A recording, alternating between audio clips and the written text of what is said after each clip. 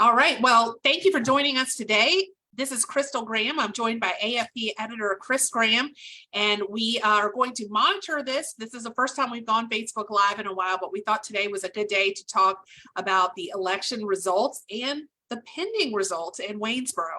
So I thought we'd start there, Chris, since obviously that's still an election that is too close to call. That's a phrase that we used a lot in the last election cycle 2 years ago, but for local elections, it's one of the first times that we've had to say that. And there's a couple of reasons for that. And I'm going to let you break them down for us. But part of the reason, of course, is the fact that people were allowed to register on election day and cast a provisional ballot. And then also because these elections are close, we're waiting on mail-in ballots that were postmarked by election day. So Chris, if you want to break down a little bit about what happened in Waynesboro, we had 2 local city council races and 1 school board race. That was Hey, you're right. I've been waiting for years to say an election is too close to call. A local election, that is. We've never had one. You're right, that I can recall in the 25 years I've been doing local election coverage here in the Valley. In Waynesboro, yeah, there were 2 city council races. And also complicating a factor, Crystal, in the races. Waynesboro had races in Ward C and Ward D this year, and so this is the first time that Waynesboro had a November local election. Waynesboro traditionally had May city council and school board elections. This is the first year with a November election. And then also, it's the first time that Waynesboro seats its city council by ward. Staunton, which we'll talk about a little later, has a city council and school board with all of the seats being at large. So you can live anywhere in the city and run for city council. And then what voters do is they vote for their top 3 or 4 candidates in different cycles. Waynesboro, for many, many years, I think dating all the way back to the beginning of the city back in 1948, has seated by ward, but everybody in the city could vote for the candidates in each ward. And then there's also an at-large seat. And so this is the first year that Waynesboro, only the voters in the ward can vote for the city council or school board candidate in that ward. So there's a couple of complicating factors in addition to then, the same day registration, which leads to provisional ballots and all those mail-in ballots that can be, as long as they're postmarked by election day, they'll come in all the way up till next Monday, and they can still be counted in the election. So that all said, then we had 2 city council elections and all this stuff going on where we had very close results. In Ward C, Kenny Lee, that seat is open, by the way. The mayor, Bobby Henderson, is stepping down after 1 term. Independent Kenny Lee has a 57-vote lead over the Republican nominee, Jeremy Sloat. 57 votes, it's about, I think it was 3%, close to 3% or so, but 57 votes with, as we know, Crystal, was the number 64 provisional ballots. So 65 provisional ballots. I spoke with the registrar for Waynesboro, Lisa Jeffers, last night, and she said 65, but she also said she was still crunching numbers last night. So I did put a follow-up into her today and waiting to hear back from her. So some of the things I want to know are, the total number of provisional ballots that the electoral board will have to review. And if she can, I'm looking for a breakdown by ward, right? So as you're talking about these races and we see how tight they are, that could be interesting as well. So I do have a call into her regarding those numbers. Yeah, 65 provisional ballots, but that's not just in Ward C or in Ward D. That's a citywide number. So yeah, the number per ward, because wards A and B, there could be votes there that won't impact either of the 2 city council races. Also, we don't have, and you've asked the registrar for information on the number of mail-in ballots that are expected back. I think I've seen a number on the VPAP website. We don't know, how updated that is, what she's expecting in terms of possible numbers that could be coming in between now and again next Monday at noon. Right. And I wanted to confirm that because that's what she told me last night. But I did ask her to confirm that because I did hear some other areas saying they were only going to accept them through like Friday. So I did put a call in to confirm that.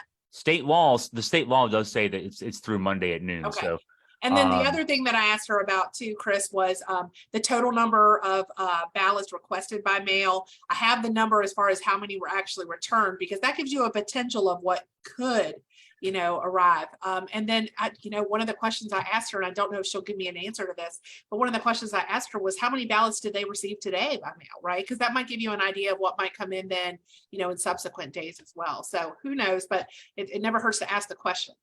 Well, I can actually look this up real quick. There was an early voting dashboard on vpap.org, the Virginia Public Access Project, and I'm pulling it up right now to see, because they actually did a great job, and I'd recommend anybody who's interested in election stuff to really go. Right now it says as of Monday, there were 1,807 in-person votes in Waynesboro. There were 761 mail votes that had already been returned to the office as of actually election day. And then there were still, according to VPAP, 176 mail ballot applications not returned. So it's hard to say whether that's a number we expect to come back. That's the number that could come back. And again, that's a citywide number, not specific to one of the wards. So you talked about Kenny Lee and the fact that, there's some 50-some votes that separate him and his opponent. And then, and I know you're going to talk about Ward D as well, but, 20 votes separate that. So 21 votes, right? Right, 21 votes, correct. Sam Hostetter, the incumbent in Ward D, he actually was running for re-election. His first term, he was elected in 2018. Sam, the independent incumbent, and Jim Wood, the Republican nominee and the challenger, Jim Wood actually with a 21 vote lead. Now, obviously, that's much closer. That's within 1% of difference there. It was 1117 to 1096 was the total number of votes for each of those two candidates. And so as a result, yeah, that race there, certainly, I mean, if we would guess that the number of provisional ballots were evenly distributed across the city, 65 would equal 16 roughly for each of the four wards. We don't know that number, but that's just kind of giving you an idea of the ballpark here. Chris, I don't want to interrupt you, but I do have a question real quick. Do you still have those VPAP numbers up? I think I do, yeah. Okay, so here was my question about this. What were the number that you showed were received by mail and processed through election day, that according to their site? 761. Okay, because I looked at specifically just to get the rough number, I looked at the 6th district congressional race, because it was really easy to get that number right about how many people had voted in that way. Yes. They had the number of 756. So but some people may have chosen not to vote in that. So it does seem like that number lined up. I just, from memory, from hearing what you said and remembering what I had asked, the local registrar, I wanted to make sure those numbers were close, that they matched up. So thank you for clarifying that. Yeah, and when I look here, actually VPAP again does a great job. They obviously have contact. I have to guess that maybe the registrar's offices have to report this number to the state, and then and what VPAP does is then make it easily accessible. But according to VPAP, on this will be Monday, there were 14 mail votes that were processed by the office, and then there were 12 on Tuesday. And again, 176 not returned. So that's the total number that still could be outstanding. That doesn't mean that they're all going to come back between now and the deadline and, that they'll be counted and then we don't know where they'll go. But that's 176 that still could be out there. So between 176 and then the 65, that's 241 votes that still could be out there. And that would be roughly 60 per ward. So that's why we're putting the Ward C race, which is a 57 vote difference, as a possible too close to call kind of situation. And then certainly the Ward D race with a 21 vote discrepancy right now. Those two races are very much within the realm of, if things go a certain way, they could, the votes that still could be outstanding and come in could impact, the election night winner may not be the winner on Monday next week. It's next Monday at 2:00 when the electoral board meets to do its canvass of the election and then do its job certifying the results to the state. Of course, the state board of elections has to give the final certification later on. Right. And I do look on the VPAP website, and they've actually declared Kenny Lee the winner. They're not showing that one still up in the air. But again, just knowing what we know on the local level, it seems like that's maybe that we ought to hold off on that one as Oh, well. well, there's no doubt about the fact. Yeah, VPAP at the state level, they wouldn't maybe have a handle on these kind of local Right. details. They do have the Ward D too close to call. They haven't made any call in that one, but yeah. So there's a lot of information in the, there's no real indicator right now. I think you said last night, Chris, that you felt like whoever kind of had the advantage on election night certainly has the advantage going forward. But certainly because there's potentially these outstanding votes. I did also ask the registrar, and again, I'm waiting for this information for a follow-up article, but I did ask her as well about the provisional ballots. Again, like you mentioned earlier, Chris, for the first time, you could actually register on election day. You could fill out a registration form, a voter registration form, and then cast a provisional ballot. My guess is there might have been some provisional ballots, that were done a day or two before, after the voter registration, the technical cutoff date. If you had gone into vote early, you would have done the same process.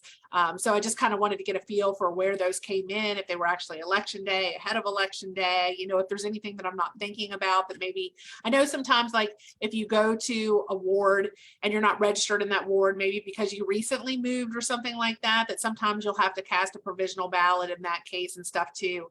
And Chris, I think you've actually sat in on one of these electoral board meetings in the past. Do you remember kind of how this process goes? As they look through provisional ballots, who's there and how, just how it feels and how that process goes? The electoral board is a 3-person board. It's the majority goes to the party that has won the governor's race. So there would be 2 Republicans and 1 Democrat on the board. I mean, when I say Republicans and Democrat, they're people appointed. The two members who are Republicans are appointed by the Republican Party chair, the local Republican Party chair. The one person from the Democratic side is appointed by the local Democratic Party chair. That all said, they're 3 people. They're 3 local residents. They have to live in the city of Waynesboro in the case of Waynesboro's electoral board. And there's also the registrar, maybe a registrar assistant if the case may be. I can't remember if there was an assistant in the one I sat in 2008. So that's been a while, the 2008 presidential election, after the presidential election. And they'll go through the provisional ballots. Basically, they're all sealed. From what I remember, they were actually, the vote was cast by the person at the polling place. It was put into a seal, so it couldn't be counted. And then, the registrar would present, the information about the person, why they cast a provisional ballot. Back then we didn't have same day registration. I imagine a lot of these, or if not the vast majority of these, would be the same day registrations. Back then it was the issues would be things like, I don't know what ward I'm supposed to vote in. I was told to vote here, even though my things of that nature.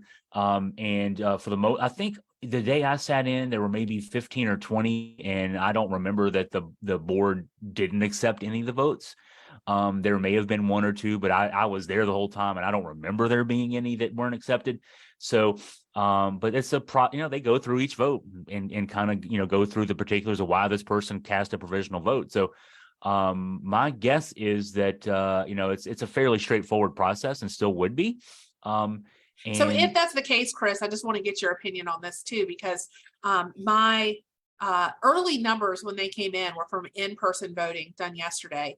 And those numbers tended to, when those numbers were first released before the mail-in ballots and the early voting numbers came in, it seemed that the Republicans were ahead in most of the local elections. Now, I want to step back for 1 second and just say, typically in local elections, most of the time there is no party declared, right? In Staunton, you didn't see parties. Even if you kind of know where people are, you don't usually see an R or a D by somebody's name. But in this case, the 2 city council candidates did get those R by their names. I don't think the school board candidate did. I think she was endorsed later. So I don't. Well, it's because Virginia law does not allow the Republican Party endorsed the candidate Amber Lipscomb, who won that race in Ward D.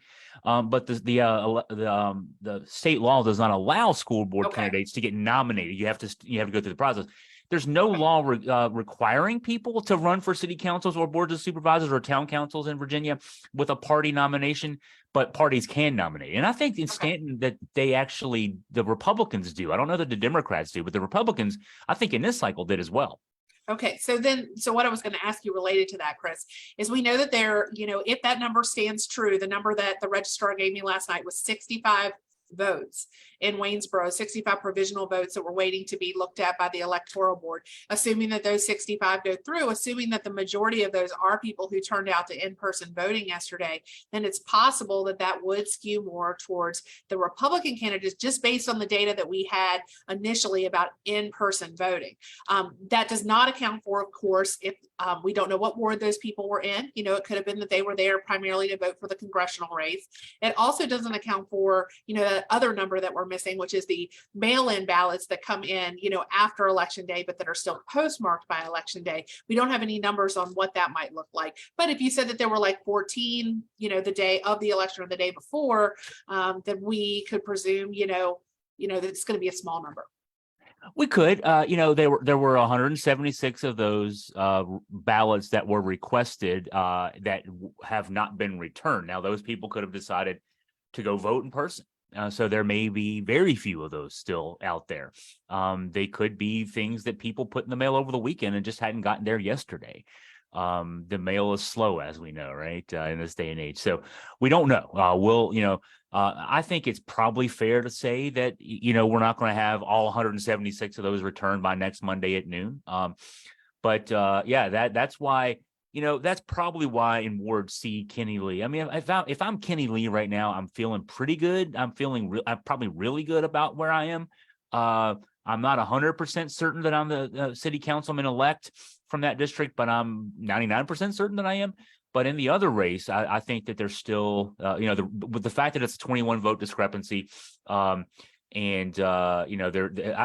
think both candidates are probably right. At this point, neither has either conceded or declared victory, which is a little bit of a surprise. And with Jim Wood particularly, he's a rabid MAGA Trumper who actually is a very vocal election denier. I would have assumed he would have declared victory and kind of done the Carrie Lake thing out in Arizona. She's losing actually in Arizona, and she's already throwing conspiracy theories out there. So, but he's actually been pretty responsible about this, at least to the point of not commenting or trying to declare victory. I know Wednesdays are his day to do his Facebook Live, so maybe he'll do that tonight. He's saving that for Facebook tonight, but no, it's a 21 vote margin, so that could change. And plus, I mean, the canvass on Monday, if any math was done wrong, which I didn't check the math on each of the adding up the 3 wards and that kind of thing. There's human error is possible, so who knows? But and we've seen that before, a few votes here or there. Exactly. It's possible. And then also there's the chance that, Sam Hostetter, if he's still behind, this is a close margin. It's within a point right now. There are options in state law to allow for a recount. That's what I wanted to ask you about, Chris. So, if we're in with those margins, you've been in politics, covering politics for such a long time now.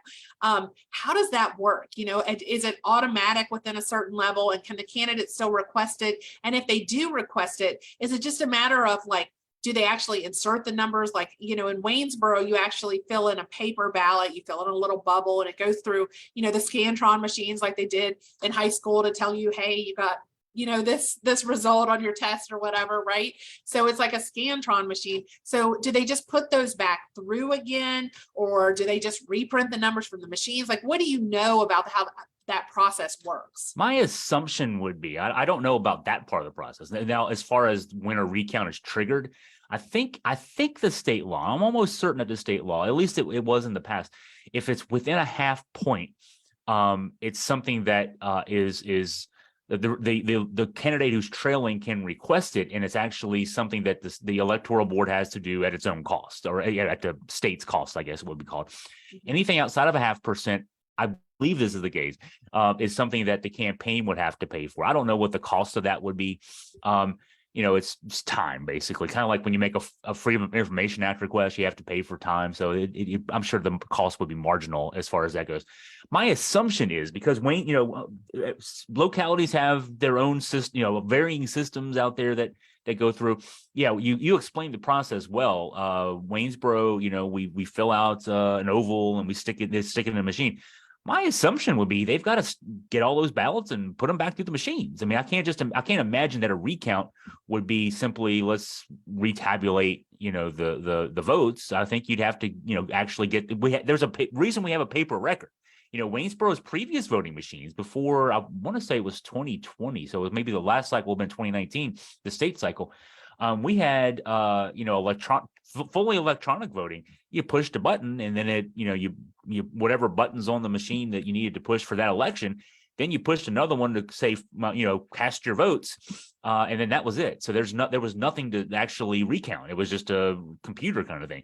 Now I think the reason we have, the Waynesboro and other localities that have done this have paper is so that when you request a recount, they have to use the paper. So I don't think you got to, actually have people looking at the paper. I'm holding my hand like I'm looking at a paper. We're on no hanging chads or any crazy stuff like no that. No hanging chads. But I don't think you have to actually look at it and say, okay, this one went. You still feed them through the machine, but still, I think you have to. I mean, it makes sense that you would physically have to feed them through the machine again.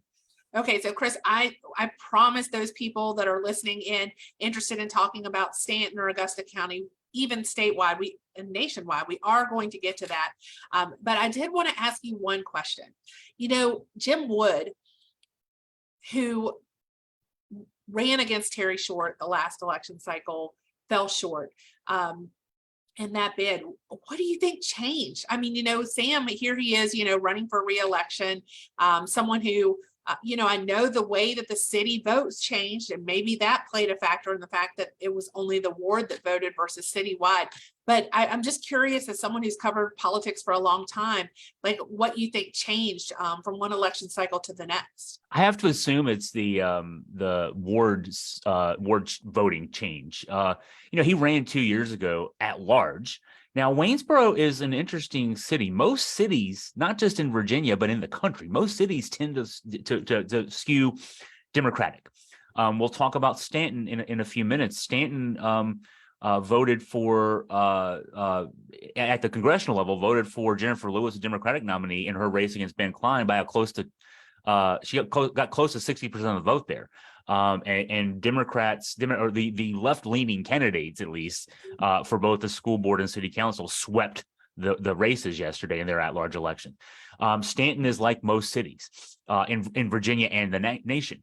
Waynesboro skews a little right. If you look at the numbers for the Ben Cline, Jennifer Lewis race, Cline got 55% of the vote here in Waynesboro. One thing Waynesboro it does not have a college. Most cities have, even like Staunton to our west has Mary Baldwin University. It's a small school, but it's still it's college, and college vote. The kids who go to school, the faculty tends to skew left. So you have that kind of thing going on. Waynesboro does not have a college. We're rare in that respect too. You go 100 miles in any direction of us, every other city's got a college, at least something.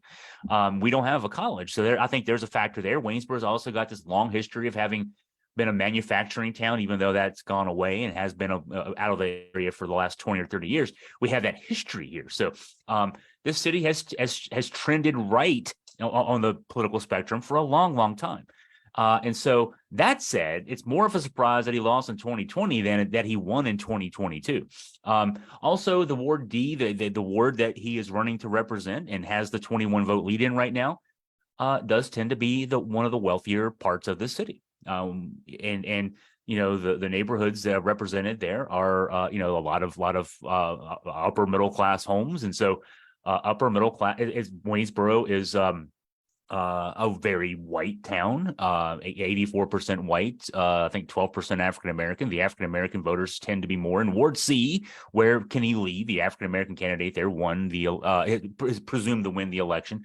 And also in Ward A, which has an election coming up in a couple of years, which will be very interesting. Right now, that ward is represented by a Republican, Lana Williams, who I don't think will have much of a chance to win re-election when she runs in 2024 because of the fact that we have the ward-specific voting. But the Ward D is very white and very wealthy. And so white, wealthy people tend to vote Republican. Okay, so we've broken down Waynesboro a whole lot. And what I'm going to encourage you to do is, if you are interested in following this, is to continue to follow Augusta Free Press. Again, we do have some questions into the registrar today that we're hoping to have a story for you later tonight or tomorrow. And it sounds like, we aren't going to have any final numbers in that till Monday. And so, of course, on Monday, we'll be sure to bring you the breakdown. And as those results are certified, we'll be able to give you, who actually won in those close city council races as well, especially in Ward D. I want to shift gears a little bit, Chris, to Staunton. We're going to go there next because, of course, the Augusta County Courthouse issue was a pretty big blowout in one direction, but we will get there. And we'll also talk about the congressional race between Ben Klein and Jennifer Lewis here in a little bit, and then the midterms as a whole and how they affect the nation. So we've got a lot to talk about. So we're going to move on to Staunton. Not nearly as close there. We were definitely able to call the election last night. Chris, I'll let you talk a little bit about the winners this cycle and the losers, so to speak. And I hate to say losers because, of course, running for city council, as you know, Chris, is a tremendous amount of time that you commit and that kind of thing as well. But, unfortunately, there are winners, there are losers. And I want you to talk a little bit about that. And then I also would love for you to touch on the difference between 2 years ago, because what happened was that you said a city like Staunton that has a college tends to lean itself to be a little bit more liberal, a little bit more progressive. But the candidates that were elected the last cycle broke that trend. And it seemed with this election cycle that we went a little back to the norm in Staunton. So I'm hoping you can talk about that as well. Yeah, at the city council level, there were actually 6 candidates for 3 seats. Staunton has a 7-member city council. 2 years ago, 4 seats were up. This cycle, 3 seats were up. So again, in 2 years, the 4 seats will be back up. There were 4 candidates running among the 6 who would, if you identified them, you'd identify them as the Democrats in the race, and there were 2 who were the Republicans. The 2 Republicans finished 5th and 6th, Yvonne Wilson and Ted Lawhorn. That meant one of the Democrats had to lose, and to me, it was a little surprising that the person who came in 4th was actually a former 2-term city council member, Eric Curran. He came in 4th, and actually a pretty distant 4th among those 4. The winners were Michelle Edwards, Alice Woods, Brad Arrowwood, and Michelle Edwards, like Eric Curran. Eric Curran had run for the House of Delegates. I think his campaign was in 2009. He ran for the 20th District House of Delegates seat. Michelle Edwards ran in, I think it was 2017. It actually ran pretty well in the district, which is a district that, is drawn to be a very Republican-friendly district. She got somewhere around 46-47% of the vote in that race. I believe it was against John Avoli, his last term. Not John Avoli, I'm sorry, Dickie Bell, his last term. And so Edwards is someone known locally politically, and she got the most votes. So in this race yesterday. So the 4 Democratic identified that I would identify as Democrats ran at the top, but the 3 winners there again were Michelle Edwards, Alice Woods, and Brad Arrowwood. Similar dynamic on the school board in the school board race. There were 2 candidates, John Wilson and Lisa Blackburn Hatter, who were the Republican backed candidates. And John Wilson was the loudest of those 2, and he finished 5th, at a distant 5th. Blackburn Hatter actually for a good part of the night was running in the top 3, but she ended up finishing close to 600 votes behind the 3rd place finisher, who was Stephanie Mason. Also elected were Kristen Siegel and Fontella L. Brown Bundy. A sort of big issue in this race had been the discussion initiated by John Wilson and Lisa Blackburn Hatter, who are big supporters of weekday religious education, a very fundamentalist Christian initiative that involves taking kids physically out of school, off school property, and then giving them an hour a week, I think it is, of education off school grounds in fundamentalist Christian religion.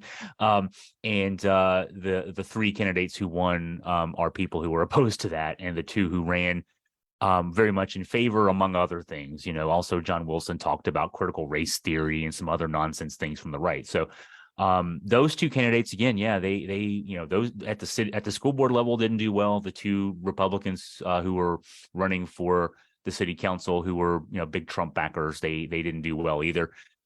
Mentioned actually, I got it a little wrong. Jennifer Lewis got 55.7% of the vote, not 60%. So she outpolled by 1,000 votes Ben Klein in the city. There were actually 9,000 votes cast yesterday. really good turnout for a midterm election in Staunton.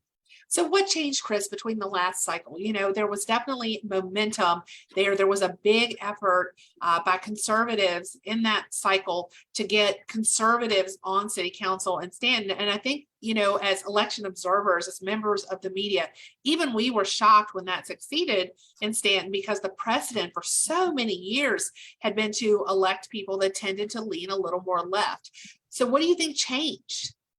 I think a big thing was turnout. I'm going to pull the numbers up here real quick, because the question you ask is a really good one. When I saw those numbers there, the overall number of being, let me pull it up here real quick. The Staunton, just give me a second. I want to be able to compare the numbers here. City Council in 2020. So I saw 9,000 votes were cast citywide.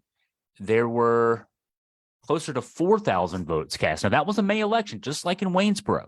The city elections have traditionally been held in Staunton in May. Now they're in November. So instead of it looked like 4,000 people voting, you had 9,000 people voting. So a lot more turnout. It was because it was a November election. That's November elections get more turnout, even midterms that don't have anything sexy on the ballot. No Senate race in Virginia this year. Midterm means there's no presidential race. Still great turnout. But I think also, back in 2020, local Republicans were energized. That was, if you think about that year, it was May 2020 was right at the sort of the beginning of the pandemic. And also it was on the heels of that winter.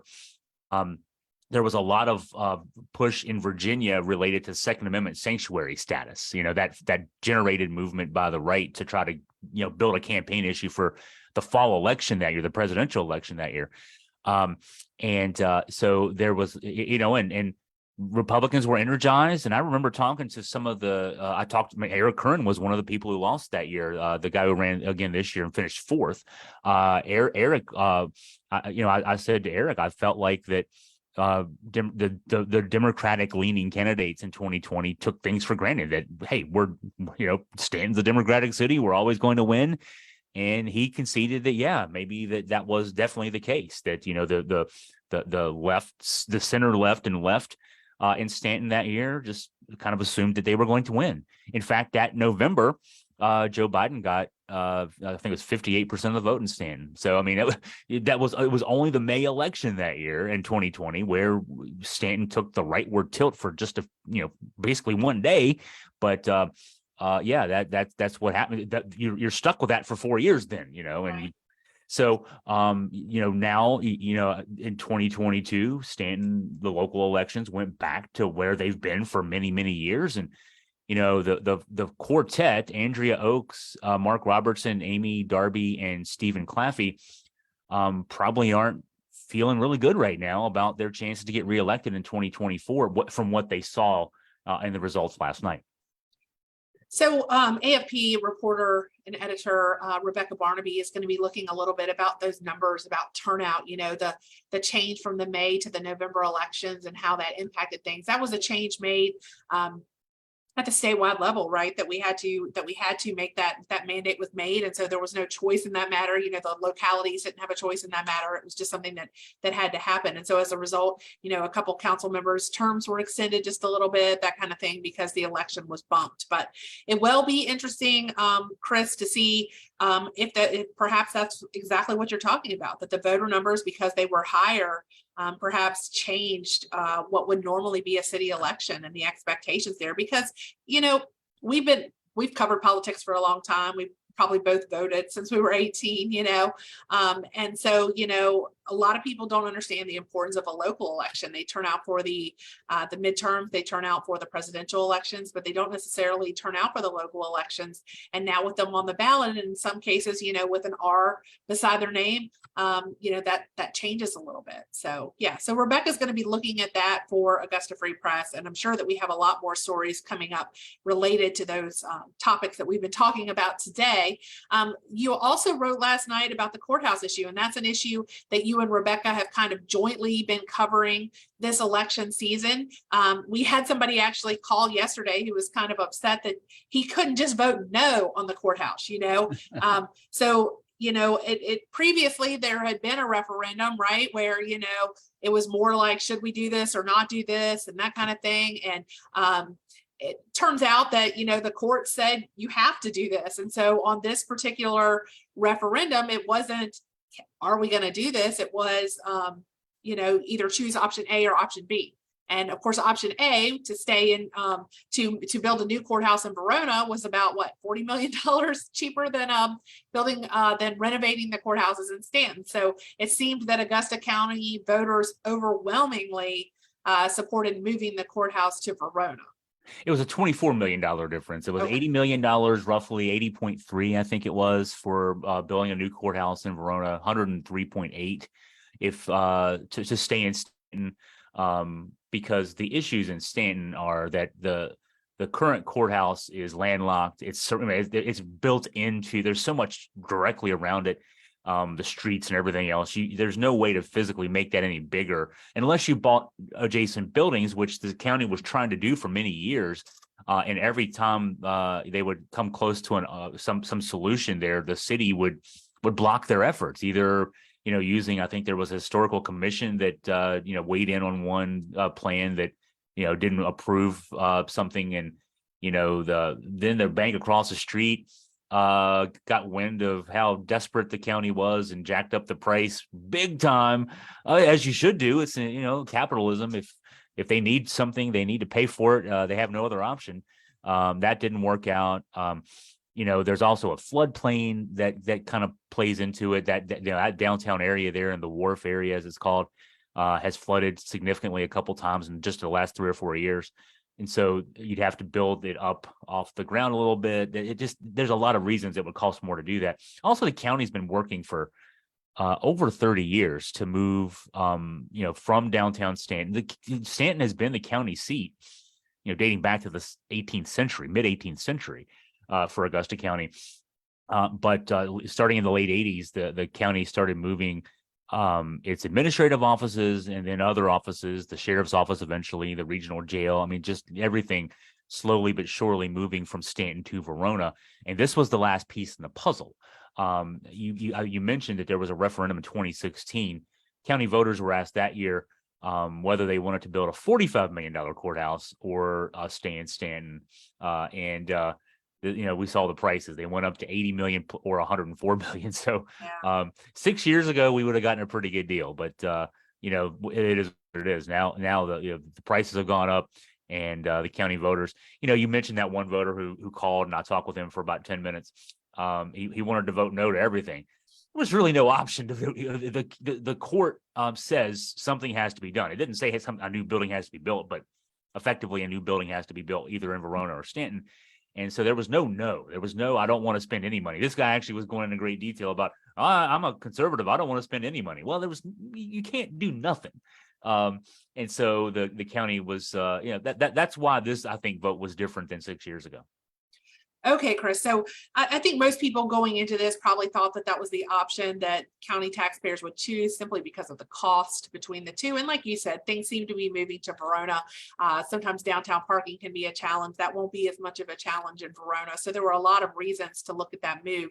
Certainly there was a lot of effort put behind education and educating the voters, prior to the election as well. And not surprising that it kind of turned out the way that it did.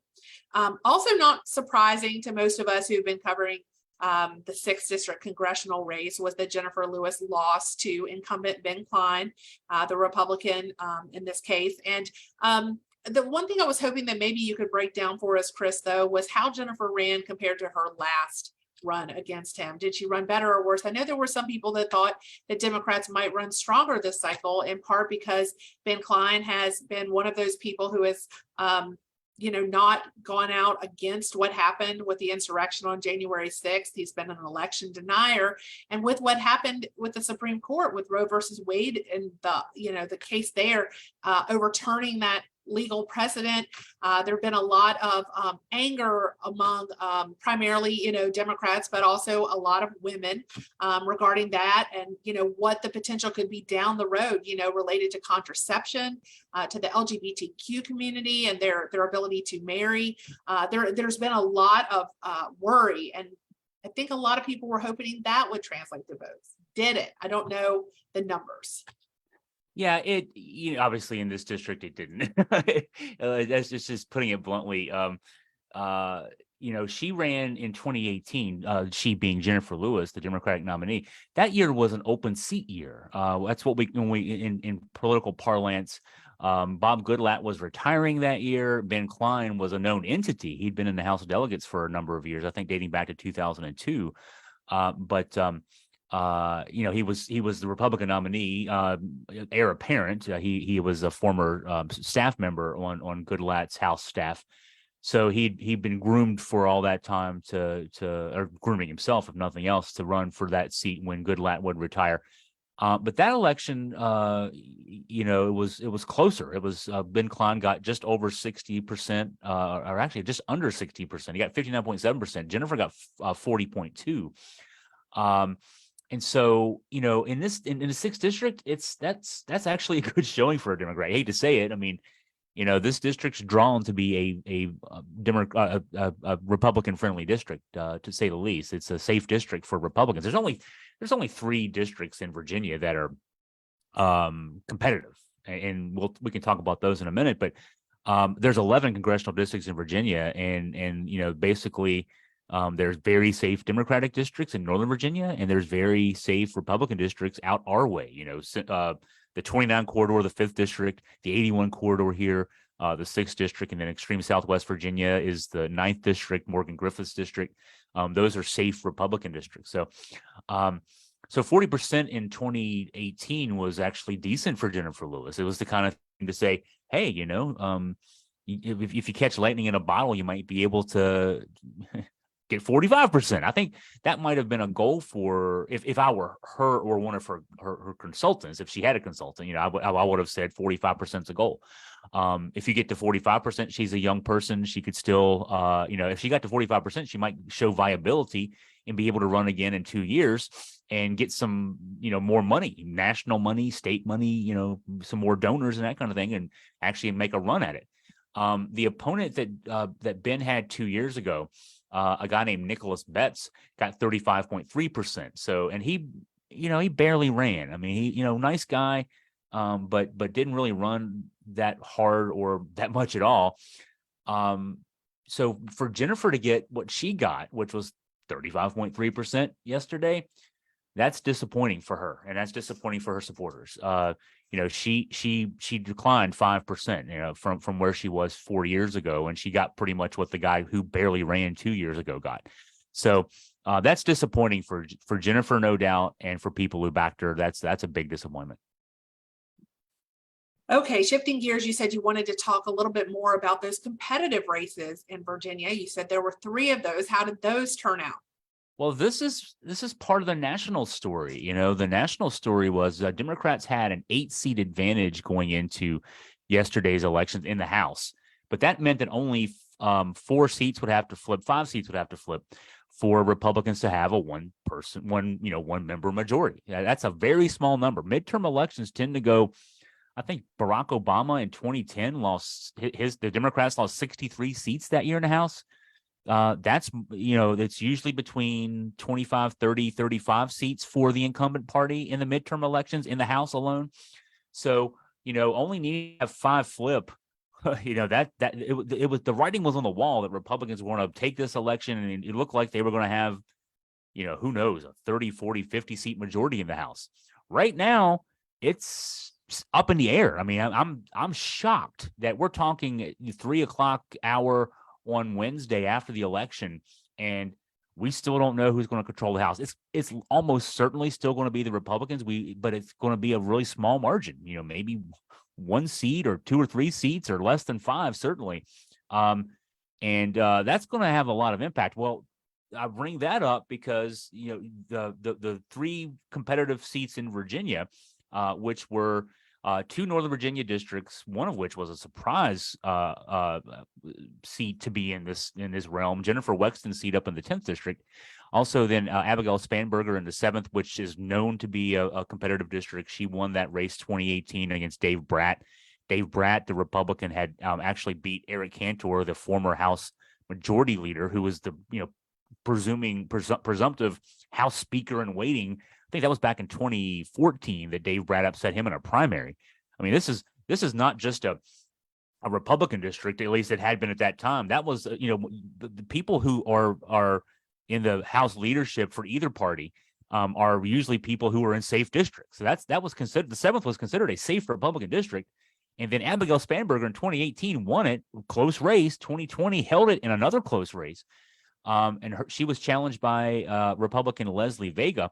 And, people across the country, observers across the country were watching that race. She loses that race, maybe last night's a bloodbath. That's what people were saying. And then down in the 2nd district, Elaine Luria, a similar kind of district. She won it in 2018. But to that point, it had a pretty long history of being Republican. So Luria also, she's a member of the House January 6th committee. So there was that aspect too. Now, Luria of the 3, she lost. And it was a relatively close race. She's at 47.9%. So she lost by 12,000 votes, roughly 12,000 votes, to Jen Kiggins, a state senator from that area down in the Tidewater area. But the Democrats won the other 2. Wexton won her race up in the 10th. It actually won by a decent margin, just about 6%, a 17,000 vote margin. And then in the 7th district, after trailing most of the night, Abigail Spanberger ended up winning that race by about 11,000 votes, by about 4%. So as it turns out, the day started in Virginia with the 11 seats. Virginia had 7 Democrats and 4 Republicans. We end the day with Democrats having a 6-5 advantage in House membership in Congress. So, Chris, I thought maybe you could talk briefly just about, typically speaking, the midterms are a reflection of the president, but most times, regardless of how the president, how he may or may not be doing, presidential rating approval ratings are usually in the 40%, and I think Biden is about the same right now. But typically speaking, depending on whatever party is in power, it's usually I think the needle moves in the other direction, right? The other party's direction in the midterms. That's kind of what some political analysts, I know I saw Larry Sabato, from the UVA Center for Politics, he was somebody who definitely predicted that the Republicans were going to win big yesterday. There's still a lot of races that aren't decided yet, but certainly you can't say that it's gone as far as a lot of people thought that it might. So waking up today, I think, was probably a surprise to a lot of people. Thought maybe you could just talk about that historically a little bit, and then what you saw. I don't know if everyone knows this, but for political reporters like Chris Graham, election day is like Christmas. And it's not just it's not just if the people he's supporting wins. It doesn't matter who wins. It's just the fact of crunching the numbers, watching them come in, the surprises, that kind of thing. One thing about polling these days, and Chris and I talk about this all the time, is just that who answers their phone anymore? Like, how are we getting accurate numbers? Like, it's almost like polling has become obsolete. But, Chris, you do have a lot of historical knowledge. So I thought you could just talk a little bit about the midterms typically and how you see things now. Well, I mean, as of when we started this Facebook Live, roughly 45 minutes ago, I think, there were still the Senate's still very much in play. So I don't know if anything's been called since we started, but I believe the count was 49 Republican seats, 48 Democratic seats, but the 3 seats still open look like at least 2 of them may already be leaning Democrat. Those are the ones in Nevada and Arizona. Right now, the Democratic candidate in Nevada is losing, but the bulk of the outstanding votes are mail-in votes that trend usually 2/3 Democratic in that state. And also then in Arizona, the Democrat is winning by about 5 points and is expected to hold on to at least a good bit of that margin. So if both those seats end up going to Democrats, which is possible, at least one of the 2 is going to go, and I think it's possible both could go. The Georgia special election, the runoff election that will have to be held between Raphael Warnock and Herschel Walker. I mean, it's important to those 2 candidates, but it won't be for control of the Senate anymore. If Democrats get to 50, they won't need to worry about whether or not they win another runoff election in Georgia like they won both 2 years ago. to get to 50. So, but there's another avenue. So if Democrats split the Nevada and Arizona, there's still the prospect of a Warnock Herschel Walker redo, because they have neither in the state law in Georgia says that a winning candidate has to have 50% of at least 50% of the vote. Warnock leads. I think he was at 49.2 and Walker was at 48.7 when I last saw the numbers. But because neither's over 50, they have to have a runoff election. They'll eliminate the Libertarian who got 2.1% of the vote, and then there will just be a two-person race from that stage. And so the Libertarian had been telling people to vote for Warnock, and he still got 2.1% of the vote. So presumably, that should be advantage Warnock going into that, but of course they have to play the game. And so, yeah, the Senate looks like, if I'm calling things right now, I'm calling it for at least a 50-50 split, which would give Democrats the majority, with Vice President Harris casting tie-breaking votes when necessary. The House is likely. I mean, I'd be very surprised if the House isn't a small majority, but a very small majority for Republicans. And again, as of Tuesday at 7:00 Eastern, the presumption from the chattering classes in politics was, I mean, you mentioned Larry Sabato, Nate Silver from 538. I think Nate Silver's call was that Republicans had an 84% chance of winning the House and a 60% chance of winning the Senate. And that's less than 24 hours ago. The presumption was that this was a red wave was what we were going to have happening here. Republicans could win as much as a 53-47 majority in the Senate.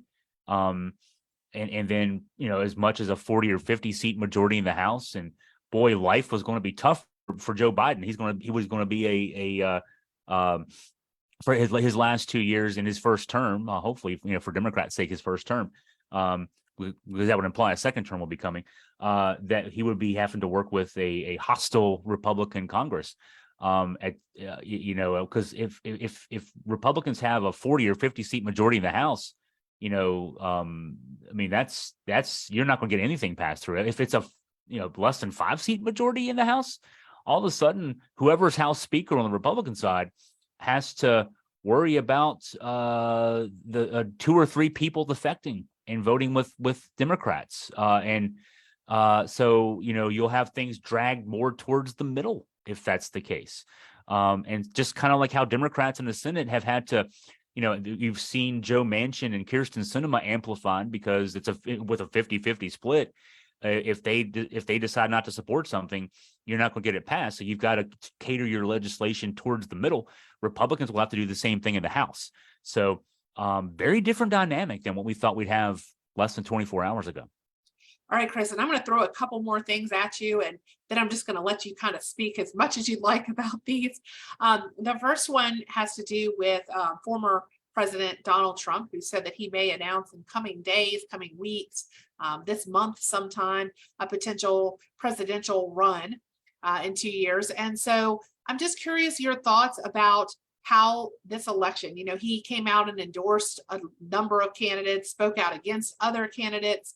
I'm curious how you think this kind of went, because of course he said if his candidates won, he should get all the credit, right? That's one of those quotes that you've heard over and over and over again on the news. And then I'm also just curious, Lauren Boebert and some other like high named some high profile cases, the Fetterman and Osrays and stuff like that. I want to give you an opportunity to kind of talk about any of those and what you see there as well. I'll focus on the Trump story a good bit here. Donald Trump is diminished after yesterday, after last night. You mentioned his high profile endorsements. They blew up in his face. Now J.D. Vance won in Ohio, but he was going to win in Ohio no matter what. But Mehmet Oz in Pennsylvania, that was a winnable race for Republicans, and any other candidate would have won that race as a Republican. Herschel Walker in Georgia, there's no reason that he ran an awful campaign. He should the Republican, there was a governor's race. Stacey Abrams, who was the darling of Democrats nationwide, lost by I think 8 or 9 points in that governor's race. It was a close race 4 years ago when she ran against Brian Kemp, and Kemp blew her out this time. that tells you that Georgia was ready to vote for Republicans yesterday, and they didn't in Herschel Walker's case. He lost at least 5 or 6 points. He ran 5 or 6 points behind Brian Kemp in a statewide race. That's just not good. You can't have that. So that's Trump's fault. And then also you look down in Florida, Ron DeSantis barely won in 2018 his governor's race. He won by 20 points yesterday against a former governor, Charlie Crist. He carried Marco Rubio across the finish line with a big win over Val Demings, a very good Democrat, another national darling Democratic candidate. So Ron DeSantis comes out of this as the darling of the Republican side.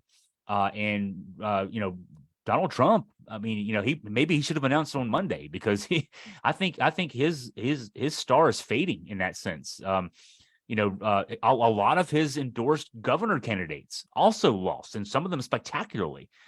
So this was I think that, as much as you pointed out earlier, Crystal, that, Joe Biden, his approval ratings, I mean, I'm seeing him in the low 40s, like the one that comes to mind, 43 or 44%.